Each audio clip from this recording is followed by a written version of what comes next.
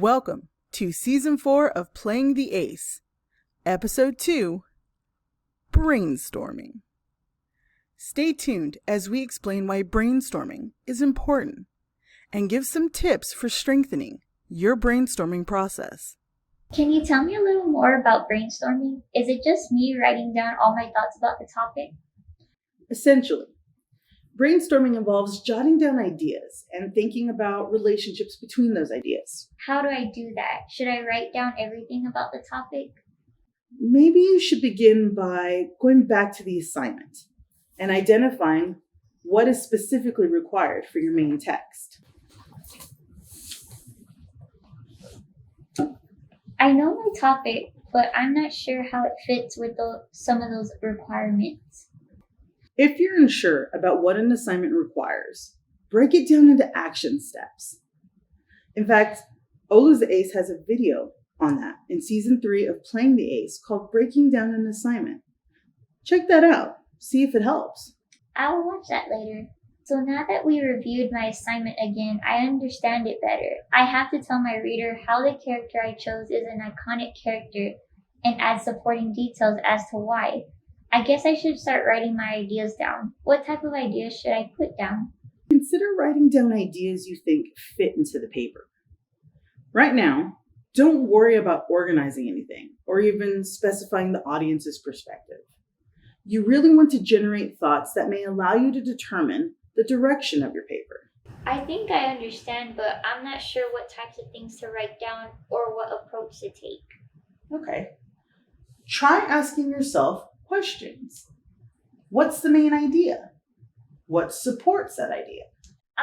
That makes sense. I guess my main idea is that Snoopy is an iconic character in Peanuts media. Okay. Well, what supports your idea? I know for sure I want to talk about how Snoopy has his own movies, maybe also about how he's a performer and that's what makes him iconic. Oh, and about his big personality. Those sound great. You should write those ideas down so you don't forget. Okay, what else should I include or reflect on? Maybe reflect on the topic. Perhaps you could write down and consider questions like, what do I want to know? What do I already know? Where are the gaps in my thoughts that require more research? Who's the intended audience? And how does that impact the approach? Well, I do know Snoopy has 2 movies and a musical that are about him. That he plays different characters and roles in a lot of movies and episodes, like The Rival of the Red Baron. Those would be great details to help support your claims. Having these questions written down, along with your answers, can help build your ideas since it allows you to list or free write. Okay, I was able to write the questions while you were saying them, so now I'm creating some lists under them. Sounds like you're building those ideas. Yeah, I think I have a better idea of what direction my paper is going in. And that's the purpose of these types of questions. They help with creating a focus and shaping the information in your paper. That makes sense. Okay, so now that I have down all my ideas, what are some ways I can organize them? I feel like they're all over the place since I was just trying to get them down so I would not forget. Organization of your ideas can be done in many ways, such as making lists or using a visual diagram to look for any possible overlap or how the bigger picture is developing. I personally like talking out thoughts or ideas with a tutor or a peer. I sometimes talk with our other tutors as well. I sometimes use mind mapping with boxes to help with note taking for my history class. Maybe I could use that method for creating a mind map about the topic of my paper. That sounds like a great idea.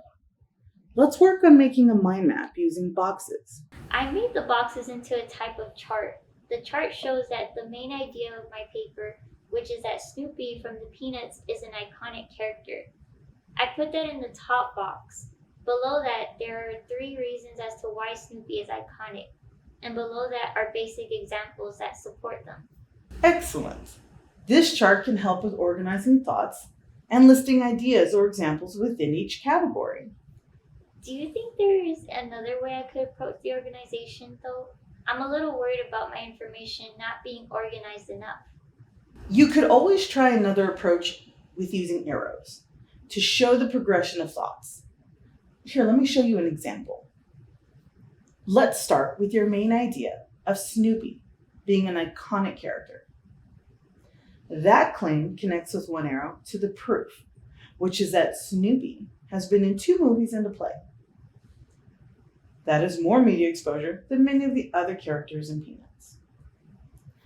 Finally, there's another arrow that connects the proof to the examples of the 2 movies and a musical or play, which serves as your concrete evidence.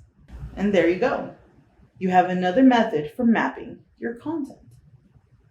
Thanks. Now I just don't know what method I want to use for the rest of my ideas. There's no wrong way to organize your thoughts. Just make sure to capture all ideas and concepts that relate to the topic during the brainstorming stage. But what if I include things I don't even end up wanting or using? That's okay too. These ideas may be reshaped and reviewed as the content takes form in other stages of the writing process. Stay tuned for episode 3, Researching. Thanks for watching Playing the Ace. Remember, don't gamble with your academic success.